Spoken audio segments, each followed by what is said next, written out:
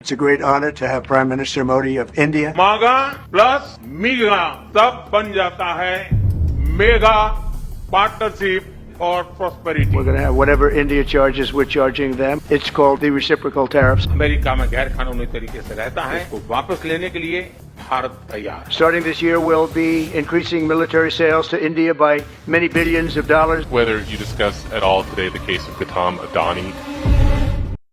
नमस्कार। मोदी जी अपने अमेरिका दौरे से वापस आ चुके हैं।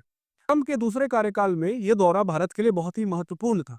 ट्रंप ने सत्ता में आते ही ऐसे विचित्र पॉलिसी अनाउंसमेंट्स किए हैं जिससे सारे दूसरे देश सकते में हैं। सारे डिप्लोमेट स्ट्रगल कर रहे हैं कि how to deal with this guy. Plus Trump एक बिजनेसमैन टर्न पॉलिटिशियन है, तो उसका नेचर बहुत ही ट्रांजैक्शनल है। हर डील में उन्हें यह जानना होता है कि इससे अमेरिका का क्या फायदा है। तो इस लाइट में मोदी जी के लिए यह दौरा बहुत ही चैलेंजिंग था। प्लस उनके अमेरिका में लैंड करते ही ट्रंप ने रेसिप्रोकल टैरिफ्स अनाउंस कर दिए। इसके अलावा जो भारत के इलीगल इमिग्रेंट्स यूएसए में थे, उनको डिपोर्ट करने का तरीका भी यूएसए का सही नहीं था। हैंडकफ इंडियंस मिलिट्री एयरक्राफ्ट से उतर रहे थे और ये ऑप्टिक्स मोदी जी के लिए डिफेंड करना मुश्किल था। अभी तक इस दौरे पे आप काफी कमेंट्री सुन चुके होंगे। जो मोदी जी के सपोर्टर हैं वो तो इस दौरे को बहुत सफल बता रहे हैं कि देखो ट्रंप ने मोदी जी के लिए कुर्सी खींची, उसको भाई बोला, उसको साइन करके किताबें दी, इंडिया को F-35 बेच रहे हैं। अगर आप मोदी के क्रिटिक हैं तो आपने ये भी सुना होगा कि बहुत ही विफल दौरा रहा, अमेरिका जबरदस्ती अपना सामान इंडिया को बेच रहा है, हम विवश होकर गाइड अग्रीमेंट साइन करके आए हैं, मोदी जी को रिसीव करने कोई हाई रैंकिंग डिप्लोमेट नहीं आया, एलॉन मस्क एक कैजुअल मीटिंग की तरह अपने बच्चों के साथ मोदी जी से मिलने आ गया, तो इंडिया को डिजायर्ड रिस्पेक्ट भी नहीं दी गई। तो हम इस वीडियो में समझेंगे ऑब्जेक्टिवली कि क्या हुआ, क्या डील साइन हुई, इसके लॉन्ग टर्म इम्प्लीकेशंस क्या हैं और लॉन्ग टर्म में जियोपॉलिटिक्स पे और इंडिया यूएस के रिलेशनशिप पे इसका क्या असर पड़ेगा। ट्रंप और मोदी जी के बीच में काफी लंबी बात हुई और इसके बाद एक लंबी प्रेस कॉन्फ्रेंस भी हुई, जिसके बाद एक 36 पॉइंट का ज्वाइंट स्टेटमेंट भी जारी किया गया। उस ज्वाइंट स्टेटमेंट का लिंक आपको डिस्क्रिप्शन में मिल जाएगा। तो आइए एक एक करके कवर करते हैं सारे थीम्स जो इस जॉइंट स्टेटमेंट में डिस्कस्ड है। ओवरऑल ये मीटिंग सफल ही कही जाएगी, न सिर्फ इस लिहाज से कि जो अग्रीमेंट साइन हुए, बल्कि कितनी चैलेंजिंग ये मीटिंग थी इंडिया के लिए। जिस तरह से इंडिया ने इस मीटिंग को हैंडल किया, अमेरिकन मीडिया के प्रोमिनेंट नेटवर्क CNN ने भी इसको पॉजिटिव कवरेज दी है और यहाँ तक कहा है कि बाकी देशों को सीखना चाहिए इंडिया से कि how to deal with Trump. यानी मोदी जी ने मागा यानी मेक अमेरिका ग्रेट अगेन और मीगा मेक इंडिया ग्रेट अगेन के कॉम्बिनेशन से मेगा इंप्रूवमेंट का नारा दिया है, जो कि एक पॉजिटिव PR भी है। What stood out to you in this joint press conference? You know, Isabel, I think we have now seen, first with the Japanese Prime Minister Ishiba's very positive meeting with Trump, and now what apparently is a very positive meeting with Trump and Prime Minister Narendra Modi. This is a masterclass for other leaders around the world to kind of know how they should walk into a negotiation with President Trump to achieve the best possible outcome, given that you have to expect, I mean, for example, Prime Minister Modi here arrived in, he got a great welcome from the Indian diaspora in DC, but then, you know, as he's on the ground in the United States, President Trump announces reciprocal tariffs, which everyone in India knows could have a massive effect because of how high India's tariffs are. President Trump mentioned 70% on some American cars. You know, they used to be 125% on certain luxury cars over $40,000. So India has actually reduced those tariffs already. Whether Prime Minister Modi knew or was expecting that President Trump would make this reciprocal tariff announcement, which could potentially cause Modi to lose a lot of face if he went back to India without making significant progress. But at the end of this meeting that they had, the meeting went long, the press conference started late, they announced essentially the best possible outcome, which is that the two sides are going to try to fast-track negotiations on a trade deal. And India is getting some of what it wants, too, like more U.S. investment in nuclear energy in India and also those F-35s that you mentioned earlier. So both of these leaders, President Trump's able to list out all of the things that the United States will gain, and Prime Minister Modi is able to do the same. And that, you know, I keep going back that, you know, make India great again, MEGA, and MEGA plus MAGA equals mega. Clearly, they might have had a PR team to think that up, and that's exactly the kind of clever branding that President Trump certainly loves. तो सबसे पहले trade के मुद्दे को समझते हैं। Trade पे tariffs आपने सुना ही होगा, तो ट्रंप ने रेसिप्रोकल टैरिफ्स अनाउंस किए।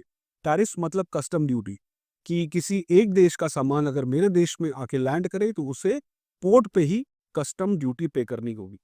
अब कस्टम ड्यूटी टैक्स से अलग है, क्योंकि कस्टम ड्यूटी आपके माल बिकने के पहले ही आपको जमा करनी होती है, जबकि टैक्स आपको माल बिकने के बाद उसमें से कुछ शेयर टैक्स में सरकार को देना पड़ता है। तो टैरिफ का एक्सपोर्टर्स के वर्किंग कैपिटल पे इम्पैक्ट होता है। ट्रंप इंडिया को टैरिफ किंग बुलाते रहे हैं, तो उस पर कोई सरप्राइज की बात नहीं है कि टैरिफ्स बढ़ाए गए। तो इंडिया जो सामान यूएस को एक्सपोर्ट करता है उस पर एवरेज टैरिफ 3 to 5% होता है, जबकि यूएस जो सामान इंडिया को एक्सपोर्ट करता है उस पर एवरेज टैरिफ 25 से 30% होता है, और कुछ सामानों पे तो 100-150% भी जाता है। तो ट्रंप का ये कहना है कि बहुत टाइम हो गया कि दूसरे देश अमेरिका की लिबरल पॉलिसी का फायदा उठा रहे हैं। वो खुद तो अपने देश को प्रोटेक्ट करने के लिए ऊंचे टैरिफ लगाते हैं, लेकिन अमेरिकन मार्केट को एक्सेस करने के लिए सबको हमने लो टैरिफ दे रखा है। तो ये इक्वालिटी पे ट्रेड नहीं हो रहा, तो मैं इसको बंद कर दूंगा। अमेरिकन इकोनॉमी $800 बिलियन के नेट ट्रेड डेफिसिट में है, तो ट्रंप का गोल ये है इसको पॉजिटिव में लाना। इंडिया के साथ यूएस का $190 बिलियन का ट्रेड है अभी फिलहाल, जिसको $500 बिलियन तक ले जाने की बात की गई है इस मीटिंग में, जिसमें इंडिया का सरप्लस 50 से 60 बिलियन है। ध्यान देने वाली बात यह है कि ये टैरिफ सिर्फ इंडिया पे नहीं लगाए गए हैं, ये सारे देशों पे लगाए गए हैं। रेसिप्रोकल टैरिफ्स मतलब जितना तुम मुझे टैरिफ लगाओगे उतना ही मैं तुम्हें लगाऊंगा। तो अगर अमेरिकन कार्स जो इंडिया को एक्सपोर्ट होती है उस पर इंडिया 75% ड्यूटी लगाता है, तो अब इंडियन कार्स जो अमेरिकन मार्केट में सेल करना चाहेंगी उन पर भी 75% ड्यूटी लगेगी। पर डिटेल में जाएं तो यूएस जो हमें एक्सपोर्ट करता है, हम यूएस को जो एक्सपोर्ट करते हैं, वो दोनों तो बिल्कुल ही डिफरेंट बास्केट्स हैं। तो अगर कार्स पे टैरिफ इंडिया को 75% लगता भी है यूएस पे, तो इसमें इंडिया क्या नुकसान, हम तो उनको वो गुड एक्सपोर्ट ही नहीं करते। हार्ली डेविडसन का मुद्दा भी आया था कि 1600 सीसी से ऊपर की बाइक्स इंडिया में जो एक्सपोर्ट की जाती है अमेरिका द्वारा, उस पर बहुत ड्यूटी है, सरकार ने ड्यूटी कम भी की है इस पर। तो अगर इंडिया पे भी सेम टैरिफ लगेगा तो इंडिया तो कोई 1600 सीसी प्लस बाइक एक्सपोर्ट ही नहीं कर रहा अमेरिका को। तो ये रेसिप्रोकल टैरिफ्स को आप ध्यान से देखेंगे तो इतना कोई नुकसान नहीं है इंडिया को। कुछ एग्रीकल्चरल प्रोडक्ट्स हैं जो अमेरिका भी एक्सपोर्ट करता है और हम भी एक्सपोर्ट करते हैं, तो वहाँ मामला फंस सकता है। पर ओवरऑल रेसिप्रोकल टैरिफ्स का इतना बहुत बड़ा नुकसान होता है और अभी तो नहीं दिख रहा। प्लस ये सारे रेट्स आज नहीं लागू हो रहे हैं, 180 डेज का विंडो दिया गया है, उसके बाद ये लागू की जाएंगे। ऑल्सो एक कमिटी बनाई गई है जो यूएस और इंडियन के मिनिस्टर्स या टॉप ब्यूरोक्रेट्स बैठकर एक अग्रीमेंट नेगोशिएट करेंगे, एक फ्री ट्रेड अग्रीमेंट की तरह, जहां पे सारी बारीकियों और एक दूसरे के इंटरेस्ट का ध्यान रखा जाएगा। और इसका पहला अनाउंसमेंट तो सितंबर 2025 में ही आ जाएगा, वहां पे सारी चीजें सॉर्ट कर ली जाएंगी। ट्रंप ने यह भी कहा है कि यूएसए इंडिया को ऑयल और नेचुरल गैस सप्लाई करना चाहता है। इनफैक्ट उन्होंने ये कहा है कि हम इंडिया के लार्जेस्ट सप्लायर बनना चाहते हैं। प्लस न्यूक्लियर एनर्जी में अमेरिकन कंपनीज इंडिया में आके मेगा प्लांट्स लगाना चाहती है, इसके लिए लाइबिलिटी लॉ में चेंज करने का भी प्रावधान है। तो ओवरऑल ट्रेड और टैरिफ्स के मामले में इंडिया फिलहाल तो ट्रंप नाम की तलवार से सुरक्षित लौट वापस आ गया है। अगला मुद्दा डिफेंस पार्टनरशिप का है। तो कॉम्पैक्ट नाम से एक प्लान आया है जो कि अगले 10 साल तक दोनों मुल्कों के बीच में डिफेंस पार्टनरशिप को आउटलाइन करता है। इंडिया का डिफेंस सेक्टर को आप जानते ही ज़्यादा रशिया डिपेंडेंट है, बट फिर भी American C-130J, Chinook double rotor helicopters, C-17, सी हॉक्स, हॉर्विट्स टैंक्स, अपाचे हेलीकॉप्टर्स और NQ-9B लॉन्ग रेंज ड्रोन्स फिलहाल तो American components Indian defence forces use कर रहे हैं। कॉम्पैक्ट प्लान में इसको और आगे बढ़ाए जाने की बात की गई है। जैवलिन जो एंटी टैंक गाइडेड मिसाइल है और यूक्रेन ने उसको बहुत ही सक्सेसफुली रशियन वॉर में यूज किया, उसको यूएसए और इंडिया का जॉइंटली प्रोड्यूस करने का इंडिया में प्लान है। ध्यान दे, खरीदने का नहीं, जॉइंटली प्रोड्यूस करना है इंडिया में, ताकि यूएस इंडिया को भी दे सके और हो सके तो यहाँ से एक्सपोर्ट भी कर सके। उसी तरह स्ट्राइकर एक इन्फेंट्री कॉम्बैट व्हीकल है, उसका भी जॉइंट प्रोडक्शन का जिक्र कॉम्पैक्ट प्लान के इनिशियल एक्शन आइटम्स में है। इसके अलावा 6 F-8I पेट्रोल एयरक्राफ्ट भी खरीदने की बात मेंशन्ड है।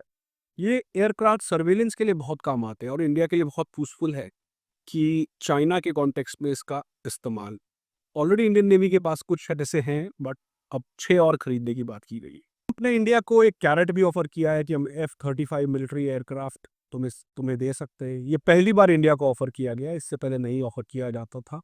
प्लस कोई भी अमेरिकन एयरक्राफ्ट अभी तक तो हमारी एयरफोर्स की स्क्वाड्रंस में मौजूद नहीं है। तो चाइना के पास JL-36 ऑलरेडी आने वाले हैं, तो उस कॉन्टेक्स्ट में एक American latest fighter jet aircraft India के लिए बहुत ही इंपॉर्टेंट होगा। तो देखेंगे कि आगे जाके ये डील कैसे शेप लेगी। तो ओवरऑल डिफेंस टाइज डीपन होने की बात है, बट हमेशा की तरह बात वही है कि क्या ये खरीदार और बेचने वाले के बीच में डील है, या कुछ टेक्नोलॉजी ट्रांसफ़र भी किया जाएगा। हमारे खुद सेल्फ रिलायंस के डिफेंस गोल्स का क्या होगा, क्या ये उसको सपोर्ट करेगा, हमारी खुद की डिफेंस ब्यूरोक्रेसी कैसे इसको एब्जॉर्ब करेंगे। अभी हाल की वॉर से भी पता चला है कि वॉरफेयर जो है वो अनमैन्ड ड्रोन्स की ओर बढ़ रहा है, हवा में भी और पानी के अंदर भी। तो अब इंडिया कैसे अमेरिकन टेक्नोलॉजी का फ़ायदा उठाकर इस सेक्टर में खुद को और मजबूत बना सकता है, ये इस डील में देखने वाली बात हो। जियोपॉलिटिकली बात करें तो ओवरऑल तो यूएस चाहता है कि इंडिया स्ट्रांग बने। मिलिट्री वाइज इंडिया एक स्ट्रांग इंडिया यूएस के इंटरेस्ट में है, क्योंकि वो एक नेचुरल कंस्ट्रेंट की तरह काम करेगा किसी भी असर्टिव एक्शन जो चाइना के दिमाग में आता है उसके लिए।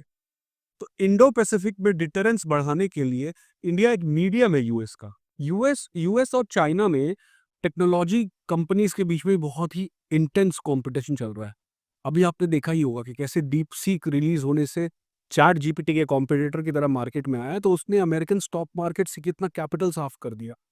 तो अमेरिकन कंपनीज भी अंडर प्रेशर हैं चाइना को टेक्नोलॉजी के वॉर में हराने के लिए, और ऐसे में इंडिया एक इम्पॉर्टेंट एलाई बन जाता है, क्योंकि सारी एआई बेस्ड रिसर्च और कटिंग एज टेक्नोलॉजी में उन सब को इंडियन टैलेंट की ज़रूरत है, जो कि एक quality talent at a cheaper price available है इंडिया में। सारी अमेरिकन टेक कंपनीज के ग्लोबल कैपेबिलिटी सेंटर्स या जीसीसीज इंडिया में उभर रहे हैं, और ये पावर हाउस है उनके एआई इनिशिएटिव्स का। क्वाड के बारे में भी प्रेस कॉन्फ्रेंस में बात हुई। क्वाड को अभी तक इंडिया एक सिक्योरिटी अलायंस कहने से बचता रहा है, पर क्या अमेरिका, जापान, ऑस्ट्रेलिया और इंडिया चारों एक साथ जमा हुए इंडो पैसिफिक में वैक्सीन बनाने के लिए, ये बात तो कौन मानेगा। तो ट्रंप ने कह दिया प्रेस कॉन्फ्रेंस में कि क्वाड एक सिक्योरिटी अलायंस है और हम अपनी टाइज को और डीपन करेंगे, स्पेशली मिलिट्री टाइज को। ये भी सच है कि ट्रंप की पॉलिसी से उनके पुराने एलाइज भी खफा हैं। वेस्टर्न यूरोप, कनाडा सब दुखी हैं। अभी तो सब पे टैरिफ लग चुके हैं। तो ऐसे में यूरोप और ट्रंप के बीच में दूरियां बढ़ेंगी। ऐसे में इंडिया के लिए एक अपॉर्चुनिटी हो सकती है कि हम अमेरिका से और क्लोज जा सके, स्पेशली इंटेलिजेंस कोऑपरेशन में। जिस तरह से फाइव आइज फंक्शन कर सकता है, वैसे ही इंडिया भी इंटेलिजेंस कोऑपरेशन में बहुत नज़दीक यूएस के जा सकता। जॉइंट स्टेटमेंट में अरेबियन सी के सी लेन्स को सिक्योर करने के लिए भी इंडिया को लीडरशिप रोल निभाने को कहा गया है।